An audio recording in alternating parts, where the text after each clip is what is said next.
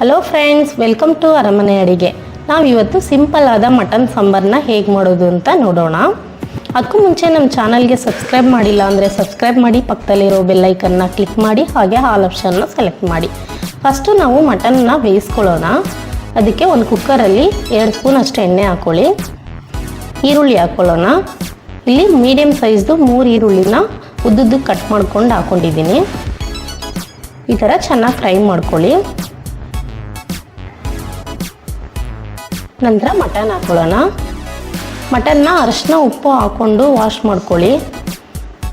1 kg ಇದೆ ಇಲ್ಲಿ mutton. ಚೆನ್ನಾಗಿ ಮಿಕ್ಸ್ ಮಾಡ್ಕೊಳ್ಳಿ ಒಂದು ಟೈಮು. ಮತ್ತು ಪೆಪ್ಪರ್ ಪೌಡ್ರು 1 ಸ್ಪೂನು, ಅರಿಶಿನ ಅರ್ಧ ಸ್ಪೂನು, ಸ್ವಲ್ಪ ಕೊತ್ತಂಬರಿ ಸೊಪ್ಪು, ಸ್ವಲ್ಪ ಉಪ್ಪು,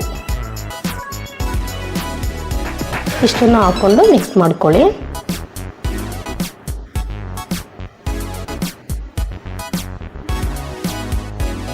ನಂತರ ಒಂದು ಚಿಕ್ಕ ಲೋಟಲ್ಲಿ ಸ್ವಲ್ಪ ನೀರು ಹಾಕ್ಕೊಳ್ಳಿ.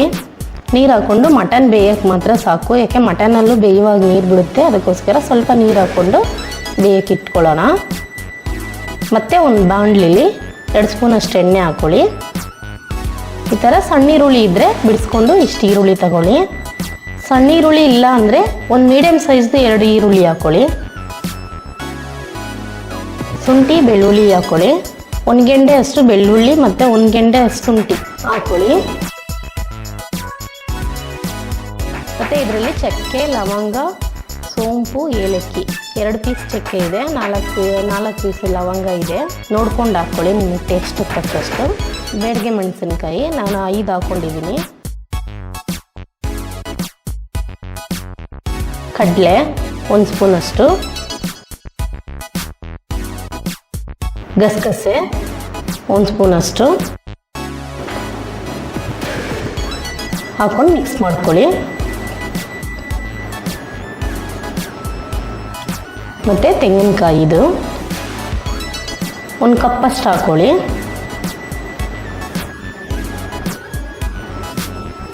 ಟೊಮೊಟೊ ಮೀಡಿಯಮ್ ಸೈಜ್ದು 2 ಟೊಮೊಟೊ ಹಾಕ್ಕೊಳ್ಳಿ.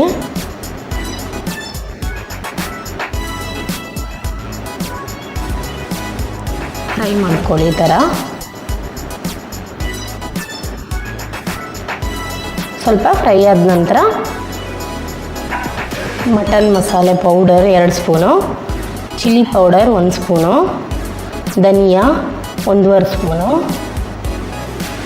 ಗರಂ ಮಸಾಲೆ 1 ಸ್ಪೂನು, ಇಷ್ಟನ್ನು ಹಾಕ್ಕೊಂಡು ಮಿಕ್ಸ್ ಮಾಡ್ಕೊಳ್ಳಿ. ಪೌಡ್ರೆಲ್ಲ ಹಾಕಿದ ನಂತರ ಸ್ವಲ್ಪ ತುಂಬ ಹೊತ್ತು ಬಿಡಬೇಡಿ, ಸೀದೋಗುತ್ತೆ. ಸ್ವಲ್ಪ ಘಮ ಬಂದ ತಕ್ಷಣ ಆಫ್ ಮಾಡ್ಕೊಳ್ಳಿ ಸ್ಟವ್ನ. ಇದು ಆರಲಿ. ನೋಡಿ ಆರಿದೆ. ಇದನ್ನ ಗ್ರೈಂಡ್ ಮಾಡ್ಕೊಳ್ಳೋಣ.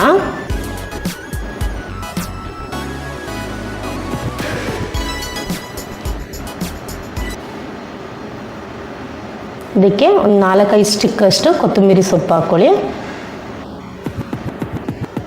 ಇದನ್ನ ರುಬ್ಕೊಳ್ಳೋಣ. ನೀರು ಹಾಕ್ಕೊಂಡು ರುಬ್ಕೊಳ್ಳಿ. ನೋಡಿ ರುಬ್ಬಾಗಿದೆ. ಮತ್ತು ಮಟನ್ನು ಬೆಂದಿದೆ. 6 ವಿಸಲ್ ಬಿಟ್ಟಿದೆ. ಚೆನ್ನಾಗಿ ಬೆಂದಿದೆ ಮಟನು. ಇದಕ್ಕೆ ನಾವು ರುಬ್ಬಿರೋ ಮಸಾಲೆ ಹಾಕ್ಕೊಳ್ಳೋಣ.